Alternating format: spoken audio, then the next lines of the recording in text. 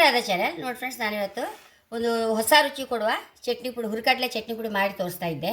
ಇದು ನಮಗೆ ಊಟಕ್ಕೂ ಲಾಯ್ಕಾದ ಫ್ರೆಂಡ್ಸ್. ದೋಸೆಗಾಯ್ಲಿ, ಇಡ್ಲಿಗಾಯ್ಲಿ, ವಡೆಗೆ ಯಾವುದಕ್ಕಾದ್ರೂ ಸೂಪರ್ ಟೇಸ್ಟ್ ಕೊಡುತ್ತೆ. ಅನ್ನಕ್ಕೆ ಸಾಗೆ ನಾವು ಈ ಆಂಧ್ರ ಆವಕಾಯಿ ಎಲ್ಲ ಇರುತ್ತಲ್ಲ ಅಂತ ಅದರಲ್ಲಿ ಕಲಿಸ್ಕೊಳ್ಳುವಾಗ ಇದನ್ನು ಚೂರು ಹಾಕ್ಕೊಂಡ್ರೆ ಹೊಸ ರುಚಿ ಕೊಡುತ್ತೆ ಫ್ರೆಂಡ್ಸ್. ಹಾಗೆ ಇದನ್ನೀಗ ಹೇಗೆ ಮಾಡಿದ್ರೆ ತೋರಿಸ್ದೆ. ಹುರುವಿ ಕೆಲಸ ಎಲ್ಲ ಎಂಥದಿಲ್ಲ, ಸೀದಾ ಮಿಕ್ಸಿಗೆ ಹಾಕಿ ಹುಡಿ ಮಾಡ್ಕೊಂಡೆ.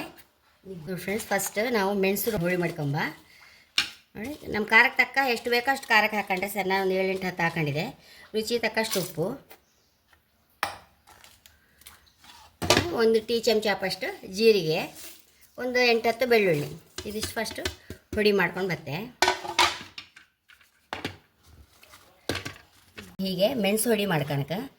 ಆಮೇಲೆ ನೋಡಿ ಎಷ್ಟು ಗೋಟ್ಕಾಯಿ ಹಾಕಂತ ಇದ್ದೆ, ಒಂದು 4 ಪೀಸ್ ಹುರ್ಕಟ್ಲಿಸ್ ಹಾಕೊಂಡು ಬಿಡುವ.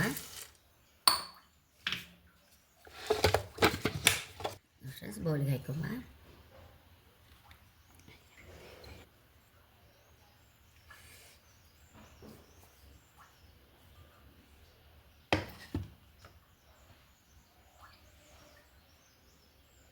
ಫ್ರೆಂಡ್ಸ್, ಎಷ್ಟು ರುಚಿಯಾದ ಚಟ್ನಿ ಪುಡಿ ರೆಡಿಯಾಗಿದೆ ನೋಡಿ. ಇದು ಊಟಕ್ಕೂ ಲಾಯ್ಕ್ ಆಗುತ್ತೆ. ದೋಸೆ, ಇಡ್ಲಿ, ಚಟ್ನಿ, ವಡೆ ಎಲ್ಲಕ್ಕೂ ಹೈ ಕ್ಲಾಸ್ ಆಯ್ತು ಫ್ರೆಂಡ್ಸ್. ಹೀಗೆ ಅನ್ನಕ್ಕೆ ಸಹ ನೋಡಿ, ಹೀಗೆ ಅನ್ನ ಹಾಕ್ಕೊಂಡು ಒಂದು ಚಮಚ ಹುಡಿ ಹಾಕ್ಕೊಂಡು ಒಂಚೂರು ತುಪ್ಪ ಹಾಕ್ಕೊಂಡು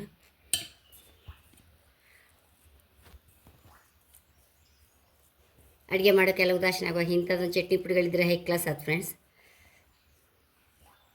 ನೋಡಿ, ಹೀಗೆ ತುಂಬ ಅಂದರೆ ತುಂಬ ಲೈಕ್ ಆಗಿದೆ ಫ್ರೆಂಡ್ಸ್. ಹಾಗೆ ನನ್ನ ಚಾನಲ್ ಇಷ್ಟ ಆದರೆ ಸಬ್ಸ್ಕ್ರೈಬ್ ಮಾಡಿ, ಲೈಕ್ ಮಾಡಿ, ಕಾಮೆಂಟ್ ಮಾಡೋದಂತೂ ಮರೆಯಬೇಡಿ. Thank you.